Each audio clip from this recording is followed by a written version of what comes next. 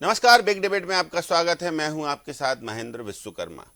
तो मोदी सरकार ने एक बेहद अहम और बड़ा फैसला लिया है। कैबिनेट की बैठक हुई और कैबिनेट की बैठक में पॉलिटिकल अफेयर कमेटी की भी बैठक हुई। उसमें फैसला लिया गया है कि अब देश में जनगणना तो जल्द होगी ही, लेकिन जनगणना के साथ जातिगत आंकड़े भी एकत्रित किए जाएंगे, यानी कि जातिगत जनगणना होगी। बस ये फैसला मोदी कैबिनेट में आया कि देश में एक और बवाल और सवाल शुरू हो गए कि अब मोदी सरकार ने आखिर जातिगत जनगणना करवाने का निर्णय क्यों लिया। क्योंकि विपक्ष लंबे समय से इसकी मांग कर रहा था, लेकिन बीच में केंद्रीय गृह मंत्री अमित शाह का एक बयान आया था। उन्होंने कहा था कि समय आने पर जातिगत जनगणना कराई जाएगी।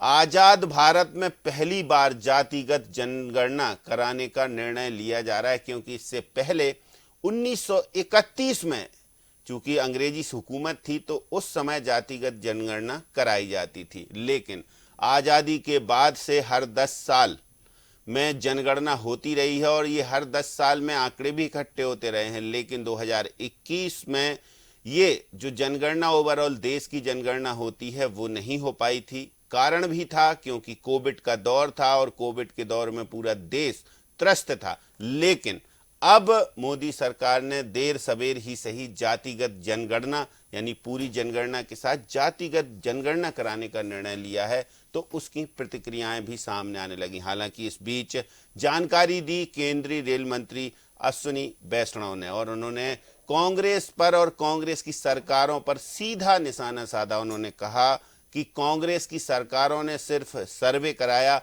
जातिगत आंकड़े कभी जारी नहीं किए। 2010 में लोकसभा में तत्कालीन प्रधानमंत्री मनमोहन सिंह ने जरूर इस बात का जिक्र किया था कि जातिगत आंकड़े जारी किए जाएंगे, लेकिन उसके बाद एक कमेटी भी उन्होंने बनाई। उस कमेटी में थोड़ा सा आपस में कंट्रोवर्सी रही, लेकिन उसके बाद जातिगत आंकड़े जारी नहीं हो पाए।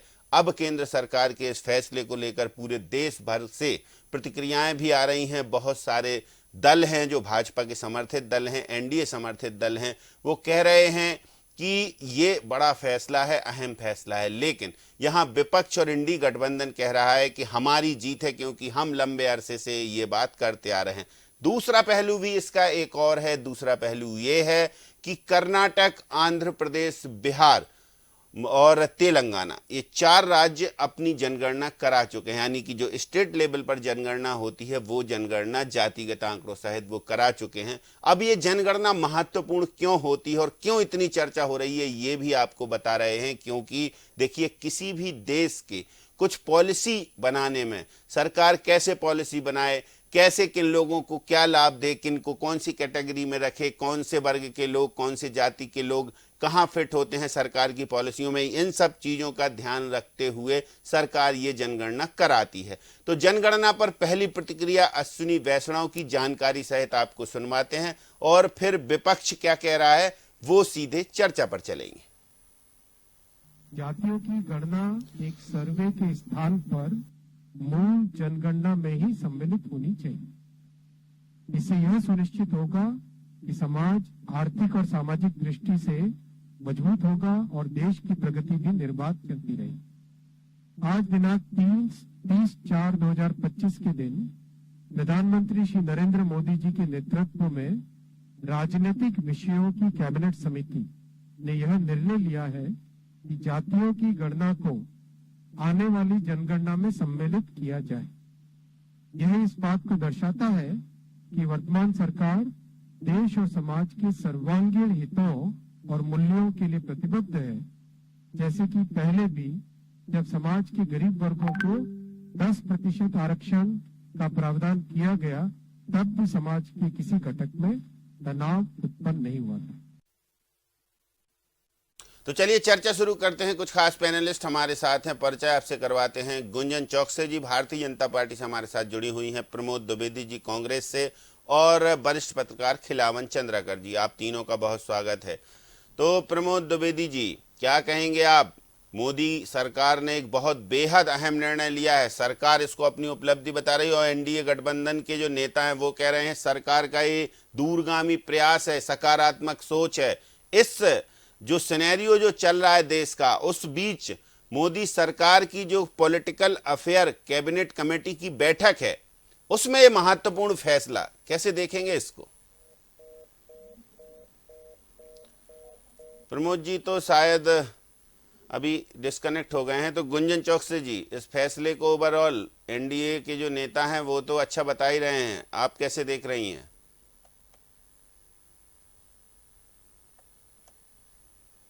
गुंजन जी,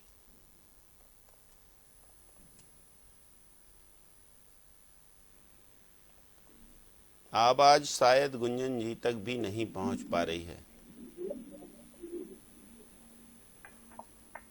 गुंजन जी, आवाज पहुंच रही है आप तक? आ रही है। चलिए, प्रमोद द्विवेदी जी, आप तक आवाज आ रही है? आपने सवाल सुन लिया था? नहीं, अभी तो नहीं आई। ये जो जातिगत जनगणना की बात अब सरकार ने अमल में ला दी है, फैसला ले लिया है, क्या प्रतिक्रिया आपकी पहली? हमारी जीत है, हम इसकी मांग लगातार कर रहे थे। संवैधानिक मामला था, संविधान के तहत हमारी मांग थी और संविधान में जो शक्तियां हैं उन शक्तियों का हम लगातार प्रयोग कर रहे थे। अब ये लगा है कि कांग्रेस हमेशा संवैधानिक मामलों की मांग करती है और भले कुछ भी हो, सत्य बरसान हो सकता है पर सत्य की ही हमेशा जीत होती है। ये जीत राहुल गांधी की है, ये जीत संविधान की है, ये जीत आपकी है। हेलो द्विवेदी जी की बात हमेशा हम संविधान की करते हैं और संविधान की बात करते हैं, इस बात का प्रमाण है कि केंद्र की मोदी सरकार को ये फैसला लेना पड़ा कि अब जातिगत जनगणना भी करवाएंगे। गुंजन चौकसी जी, हमने अपने भारतीय जनता पार्टी की मीडिया टीम के हमारे प्रदेश प्रवक्ता हरीश सरोजा जी को खोया है, तो मैं उनको श्रद्धांजलि अर्पित करना चाहूंगी। बहुत और बेहतर जीवन का एक शायद प्रवक्ता यही सत्य जो है। भारतीय जनता पार्टी ने खोया है, वास्तव में उनको सभी हमारे डीएनएन परिवार की ओर से भी श्रद्धांजलि। जी देखिए, जीवन का यही सत्य है कि कर्म के पथ पर सबको आगे बढ़ना है और उसी पथ पर आगे बढ़ते हुए आज हम सब डिबेट तक सम्मिलित हो रहे हैं। देखिए, आपका जो सवाल है कि जहां तक हम जाति जनगणना की बात करते हैं, तो कांग्रेस ने एक हमेशा जाति जनगणना को लेके फेक नैरेटिव सेट करने की कोशिश की हमारे भारत देश में। कांग्रेस की बात कर लूं या उनके इंडी गठबंधन की बात कर लूं, तो उन्होंने जाति जनगणना को लेकर सिर्फ उसको उपयोग की वस्तु मानकर उन्होंने सिर्फ एक उसको राजनीतिक उपकरण की तरह इस्तेमाल करने की कोशिश की है। एक तुष्टीकरण की राजनीति करने के लिए, चंद वोट बैंक के खातिर अपने कुछ वोट हासिल करने के लिए सिर्फ जनता को उन्होंने सत्यहीन और तथ्यहीन बातों से आगे रखा है। उनकी मंशा कभी भी जनगणना को राष्ट्रीय जनगणना का हिस्सा बनाने की कभी नहीं रही है। सिर्फ उनके राजनीतिक अपने लाभ के लिए उन्होंने उसका इस्तेमाल किया है। और अभी जो केंद्र सरकार ने फैसला लिया है, ये उन्होंने पूरे राष्ट्रीय जनगणना का हिस्सा बनाने की इसमें बात की है, जाति जनगणना को। और जितने भी जो राजनीतिक मामले हैं सीसीपीए में, जितने और निर्णय लिए गए हैं, उसमें ये निर्णय को भी शामिल किया गया है। और इससे आज देश में आज जो भी हम सब देख रहे हैं आगे चल रहा है, उसी को देखते हुए ये निर्णय लिया गया है। और इससे हम हर वर्ग के विकास की बात कर सकते हैं, क्योंकि भारतीय जनता पार्टी का जो मूल चरित्र है, जो उनका मूल एक मंत्र है, वो यही है, सबका साथ, सबका विकास, सबका विश्वास और सबका प्रयास। और इसी मूल मंत्र पे आगे बढ़ते हुए ये एक फैसला लिया गया है और ये फैसला पूर्ण रूप से देश के हित में। चलिए, खिलावन चंद्राकर जी, इस पूरे फैसले को आप कैसे देखेंगे? क्योंकि समय, परिस्थिति, काल किसी भी फैसले को लेकर काफ़ी निर्णायक होते हैं और इस समय जब पूरा देश का जो कहें कि जो चिंतन है, मंथन है, निगाहें हैं या फिर सोच रहा है, वो सिर्फ देख रहा है केंद्र सरकार की ओर, क्योंकि घटनाक्रम ऐसा हुआ है। और इस बीच यदि इस कैबिनेट में बाकी फैसले भी लिए गए और उसके साथ यदि जातिगत जनगणना की बात हो रही है, तो ये एक मुद्दा था विपक्ष का। तो इस समय इस फैसले का क्या महत्व? देखिए, सबसे महत्वपूर्ण बात यही है कि लंबे समय से जो बात जातिगत जनगणना की बात कही जा रही थी, समझी जा रही थी, तो ये देश में होता भी था पहले। ऐसा नहीं है कि पहली बार उस बात उठी थी, लेकिन जब से भाजपा की सरकार बनी है उसके बाद से विपक्ष ने तेजी से बहुत ऊंची आवाज में ये बात कहने लगे थे कि जातिगत जनगणना होनी चाहिए। लेकिन मैं तो कहता हूँ कि लोकसभा चुनाव जो लड़े गए थे वो भी किसी आधार को बना के लड़े गए। एक सबसे बड़ा मुद्दा ये भी था, इसमें ये कहा गया था कि जातिगत जनगणना जहाँ होगी वहाँ इस तरह की बात, इस तरह के वो पढ़ सकते हैं, इस तरह की निर्णय लिया गया था। तो मुझे लगता है कि जिस तो सरकार ने आज अपने कैबिनेट की बैठक में निर्णय लिया है, अब तक का हित निर्णय नहीं है। लगातार विपक्ष की आवाज, लगातार सरकार भी जो जैसे नीतीश की सरकार है, नीतीश तो खुद समर्थन में थे, नीतीश तो अपने बिहार प्रदेश में खुद जो है जनगणना करवाया, जातिगत जनगणना करवाया था और उसे आंकड़े भी सिफारिश किए थे। कांग्रेस शासन काल में भी कुछ जनगणना जो है वो जातिगत आधार पर हुई है, जातिगत हुई है, लेकिन इसको विस्तृत रूप से उसका प्रशासन नहीं किया जा रहा था। तो मुझे लगता है कि जनता को जानने का अधिकार था कि कौन से राज्य के लोग, कौन से जाति के लोग कितने राज्य में है, पूरे देश में कितने जाति के लोग हैं, किस संप्रदाय के लोग हैं, ये जानना बहुत जरूरी था। इसी के आधार पर नीति आयोग का काम यही है कि जो इसकी जितनी भागीदारी इसकी हिस्सेदारी, ठीक, इस सिद्धांत को पालन करते हुए ये बात तय हो जानी चाहिए। यदि जातिगत जनगणना कराने का निर्णय कैबिनेट में हुआ है, हालांकि बहुत शर्तें हैं उसमें, और जब आपके पास डिटेल आएगा, मेरे पास डिटेल आएगा, तो बहुत शर्तों के साथ डिटेल आने वाला है उसमें। ठीक। गुंजन चौकसे जी, प्रमोद द्विवेदी जी का कहना है कि कांग्रेस की जीत है, ये विपक्ष की जीत है, क्योंकि हम तो लगातार, हमारे नेता राहुल गांधी की ये जीत है कि पहले से ही कहते आए हैं कि भाई आप जातिगत जनगणना करा लीजिए, दूध का दूध पानी का पानी हो जाएगा, किसकी कितनी भागीदारी, फिर उसको उतनी हिस्सेदारी देने की बात होने लगेगी। लेकिन कांग्रेस और विपक्ष इसको अपनी जीत क्यों कह रहा है? क्या वास्तव में प्रेशर के चक्कर में ये सरकार का निर्णय है कि विपक्ष लगातार हमलावर रहा है इससे? क्योंकि देखिए, आजाद भारत में तो पहली बार ऐसा फैसला लिया जा रहा है किसी सरकार के द्वारा। 1931 में हुई थी जातिगत जनगणना अंतिम बार, और बाकी की जनगणनाएं तो हर 10 साल में होती हैं, लेकिन कोविड के दौर में 1921 के बाद थोड़ा सा विराम लग गया। अब ओवरऑल जनगणना भी होगी, लेकिन जातिगत आंकड़े भी इकट्ठे होंगे। गुंजन जी, देखिए, ये कांग्रेस ने बिल्कुल सतहीन और तथ्यहीन बात रखी है, क्योंकि ये आप भी जानते हैं, हम भी जानते हैं कि कांग्रेस ने सिर्फ इसे राजनीतिक उपकरण की तरह इस्तेमाल करने की कोशिश की है, और इसमें कहीं से भी मंशा जनता की भलाई नहीं है। और रही बात आपकी, तो ये 2021 में देखिए जनगणना शुरू होने का केंद्र सरकार ने उस समय भी ये पहल की थी, कोविड महामारी के कारण ये उस समय टल गई थी, इसलिए अभी जनगणना की पहल दोबारा शुरू की गई है। और वैसे भी हर 10 साल में एक परिवर्तन में बदलाव आता है, तो उसको ध्यान में रखते हुए भी दोबारा जनगणना हो रही है, ताकि हम पूर्ण रूप से भारत का जिसके जो अधिकार है उसको उतना अधिकार दिलाया जा सके, उसी के लिए केंद्र की तरफ से ये एक पहल की गई है, और जिसमें बधाई का पात्र होना चाहिए, ना कि राजनीति करने की कोशिश की जाए। बिल्कुल। प्रमोद द्विवेदी जी, राजनीति क्यों कर रहे हैं? बधाई दीजिए, आप कितना अच्छा अहम निर्णय ले लिया है सरकार ने।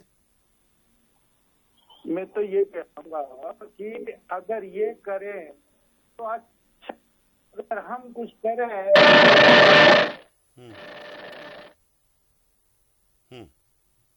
में स्पष्ट है, आरक्षण में स्पष्ट है। हमने ये मामले देखे कि कई लोग चौहान शब्द लगा लेते हैं, उससे विसंगति उत्पन्न होती है, वो वास्तव में ठाकुर है या है या है, कुछ ब्राह्मण में कुछ विश्वकर्मा भी शर्मा लगा लेते हैं।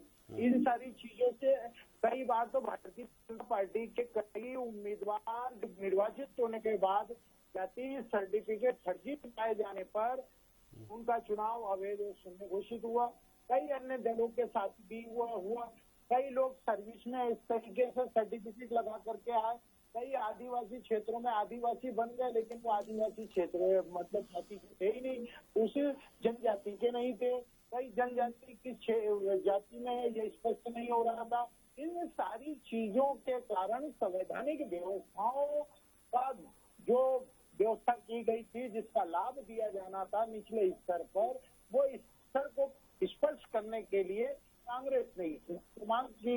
और कांग्रेस ने जब संविधान की मांग की तो इनको नौटंकी लग रही थी। इनके अनुराग ठाकुर तो संविधान की धाराओं में बात कर रहे थे और अपने क्या करते हैं, पाकिस्तान की बगल में बैठ करके क्रिकेट मैच का आनंद लेते हैं। ये वही लोग हैं जो पाकिस्तान को धमकाते भी आतंकवादी पाकिस्तान के साथ संबंध तोड़ना चाहिए, लेकिन उसके बगल में बैठ करके क्रिकेट का आनंद लेते हैं। महबूबा को क्या बोलते हैं, और महबूबा के साथ निशिकांत दुबे अपनी शादी की सालगिरह का आनंद पहलगाम में लेते हैं और उसके 10 दिन बाद ही वहाँ इतनी बड़ी घटनाएं होती हैं। इनकी आदत है। और ये जो कह रहे हैं कि हमारे दल में, मैं 1980 से लेकर के आज तक सुनना चाहता हूँ, इस समय ये फैसला लेने का क्या कारण हो सकता है प्रमोद जी? इस समय सरकार ने ये अहम फैसला लिया है, समय परिस्थिति काल आप समझ रहे हैं। अगर मैं इस पर इस प्रकार की टिप्पणी करूंगा तो वह गलत हो जाएगा, लेकिन मेरा स्पष्ट मानना है देर आए दुरुस्त आए। अभी जो मतलब आप अच्छा फैसला मान रहे हैं सरकार का? नहीं, मेरी बात तो सुने सर। आपने कहा देर आए दुरुस्त आए। हमारी मांग को मैंने माना है, लेकिन हमने ये भी कहा है कि अमेरिका से राहुल गांधी ने अपना दौरा छोड़ा और वो पहलगाम में घायलों की खोज खबर लेने पहुंचे, लेकिन सऊदी अरब से अपना दौरा छोड़ करके मोदी जी बिहार में चुनावी रैली कर रहे हैं। ये इनकी गंभीरता है। तो हमारी गंभीरता संविधान के प्रति क्यों थी, हमारी गंभीरता जातिगत गणना के प्रति क्यों थी, हमारी गंभीरता आम आदमी के आवाज बन करके अलग जगाने की क्यों थी, वो स्पष्ट हुआ। देर से इन्होंने फैसला लिया, क्यों लिया, इस फैसले की जद में हम अभी नहीं जाएंगे, लेकिन हम इसकी स्वागत करेंगे कि हमने विवश कर दिया है, मजबूर कर दिया है। और वही मजबूरी आज हम फिर कह रहे हैं कि पाकिस्तान को भारत कई टुकड़ों में विभाजित कर सकता है, पर कलेजा चाहिए इंदिरा गांधी का, पटेल का, सरदार वल्लभ भाई पटेल का, लाल बहादुर शास्त्री का। ये नहीं कि संत के शिविर में जिन्ना की अभी पिछले दिनों आपके नेता सारे कह रहे थे कलेजा चाहिए, जातिगत जनगणना करवाने का सरकार ने कलेजा दिखा दिया। आप कह रहे हैं कि हमारी जीत है। तो क्या आपने मांग करी थी? नहीं, कांग्रेस कर रही थी, आपके नेता मांग कर रहे। हम क्यों मांग करेंगे भाई? आपके नेता मांग कर, राहुल गांधी कह रहे थे, पूरा विपक्ष कह रहा था, सरकार ने निर्णय ले लिया। अब आप कह रहे हैं हमारी जीत है, वो कह रहे हैं हमारी उपलब्धि है। आप ही स्पष्ट करिए ना। मैंने अगर मांग करी और आपने मुझे भोजन दे दिया, तो जीत किसकी है? बताइए गुंजन जी, जीत किसकी? हाँ, गुंजन जी को दोबारा कनेक्ट कीजिए, उनसे पूछे लेते जीत किसकी, जब तक खिलावन चंद्राकर जी के पास चलते हैं। खिलावन जी देखिए, वो कह रहे हैं कि मांग तो हम कर रहे थे ना, तो एडवांटेज भी हम लेंगे। नहीं, महज जी ऐसी बात नहीं है। यदि सरकार को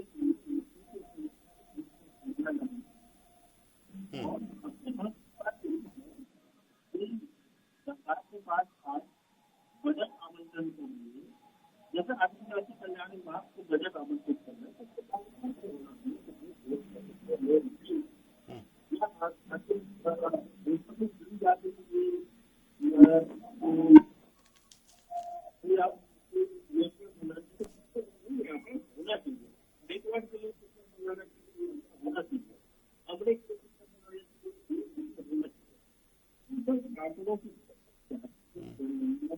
चले गुंजन जी जुड़ गई हैं। गुंजन जी, प्रमोद जी का कहना है कि हम मांग कर रहे थे, अगर हम किसी से भोजन के लिए मांग करें और भोजन दे दे तो भाई उपलब्धि किसकी? एडवांटेज तो लेगी ना विपक्ष, क्यों नहीं लेगी? इतने लंबे समय से आप सुनवाई नहीं कर रहे थे, अब जाके थोड़ा प्रेशर दबाव में आए हैं कि विपक्ष भी मांग कर रहा है, इसको करना पड़ेगा। देखिए, ये हमेशा जब जब देश में कुछ अच्छा किया भारतीय जनता पार्टी की सरकार में, उसका क्रेडिट लेने की कोशिश हमेशा कांग्रेस ने की है। लेकिन वही जब ये हम करना चाहते हैं कोई अच्छा काम, तो उसका विरोध भी सबसे ज्यादा यही कांग्रेस कराती है। लाडली बहन अगर हम शुरू करते हैं तो विरोध करते हैं, फिर दूसरे प्रदेश में ये खुद लागू करना चाहते हैं। ये तुष्टीकरण की राजनीति करने वाले, देश में बंटवारा करने वाले, धर्म के नाम पे देश को बांटने काटने वाले, ये कभी भी देश के हित में और देश की जनता के हित में कदम नहीं उठा सकते। इसलिए कांग्रेस का सिर्फ एक ही एजेंडा है, जो ये एजेंडा को जिस तरह चला रहे हैं ये देश की जनता जानती है।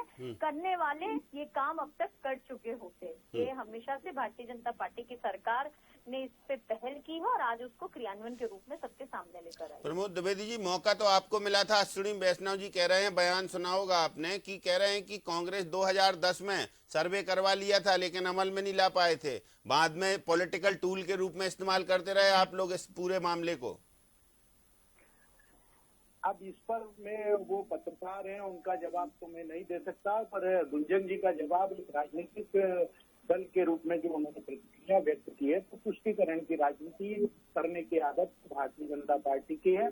कश्मीरियों का मामला हो, जब पीपी सिंह की सरकार थी, राज्यपाल जगमोहन जी थे, और उस समय कहर बरपाया गया था जम्मू और कश्मीर में कश्मीरों पंडितों पर, परंतु देश की जनता को कहा जाता है कि कश्मीरियों का पलायन क्यों हुआ, और कभी नहीं बताया कि हमारी सरकार का हमारा समर्थन था बीपी सिंह की सरकार को। तुष्टीकरण तो ये करते हैं कि कभी आज पंजाब की तरफ से रास्ता रोक दिया गया, लेकिन गुजरात की तरफ से रास्ता क्यों नहीं पाकिस्तान की तरफ से रोका गया, क्योंकि गुजरात की जो बंदर के जगहों पर जिस तरीके से नशा आ रहा है, कहाँ से आ रहा है, ये मैं नहीं कह रहा हूँ, इनके इन सहयोगी दल रहे कभी अकाली दल के नेताओं ने इन पर आरोप लगाया है। तुष्टीकरण की राजनीति तो इनकी है। जब ये कहते थे कि हम नैतिकता के नाते एक झंडा एक ध्वज की बात करेंगे, लेकिन नागालैंड में पृथक नागालैंड की मांग करने वाले दल के साथ इन्होंने सरकार बना ली, महबूबा के साथ सरकार बना ली, हुआ था क्या क्या बोलते थे। तो इनका चरित्र है, इनके चरित्र में कांग्रेस के सारे नेता जो कांग्रेस की तरफ हैं वो देशद्रोही हैं, लेकिन जैसे ही भारतीय जनता पार्टी की तरफ जाएंगे वो देशभक्त हो जाएंगे। एक ऐसी मशीन है इनके पास जिसमें सारे सीबीआई के नोटिस वाले नेता अगर भारतीय जनता पार्टी में गए तो साफ और स्वच्छ करके बाहर निकलेंगे, तो वो साफ हो जाएंगे, चाहे छगन भुजबल हो या है। इन्होंने कांग्रेस के नेताओं पर कितने प्रकार के आरोप लगाए, कानून घोटाला को आरोप लगाया, क्या हुआ, साफ बरी हो गए, सिद्ध नहीं कर पाए। टेलीफोन का घोटाला बताया, क्या हुआ, कोयले का बताया, क्या हुआ, लेकिन इसकी जड़ में कुछ लोगों को दिखा सके। अगला स्टैंड क्या होगा अब कांग्रेस का, प्रमोद जी?